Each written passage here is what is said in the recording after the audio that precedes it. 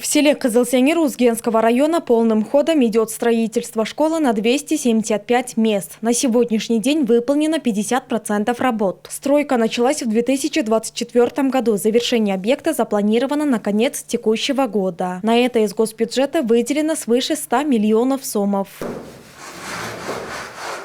Школа будет двухэтажной. Основные строительные работы завершены. Сейчас ведется внутренняя отделка здания. Качество строительства находится под контролем специалистов. 2023 декабрда договор түзүлгөн. Курулушу апрелден баштап 24-жыл башталды.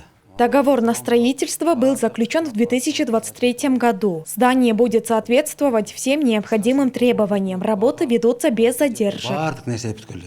Средняя школа имени Полота Жолдошева состоит из 4 корпусов, построенных еще в 70-е годы. 3 из них пришли в аварийное состояние, поэтому необходимость в новой школе была крайне высокой. Строящийся объект отвечает современным требованиям. Здесь предусмотрены мастерские и лаборатории.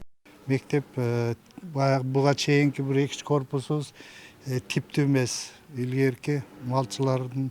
Ранее мы занимались в старом здании, которое когда-то строилось как дом для чабанов. Современные условия здания, безусловно, положительно скажутся на уровне знаний учащихся.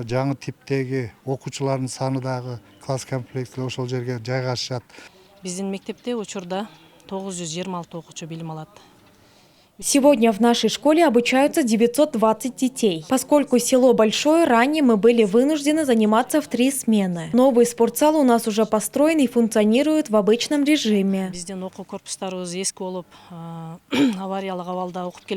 В целом на территории Ошской области в настоящее время строятся 99 социальных объектов. В Узгенском районе в 2025 году планируется завершить строительство 4 школ, 2 детских садов и спортивного зала.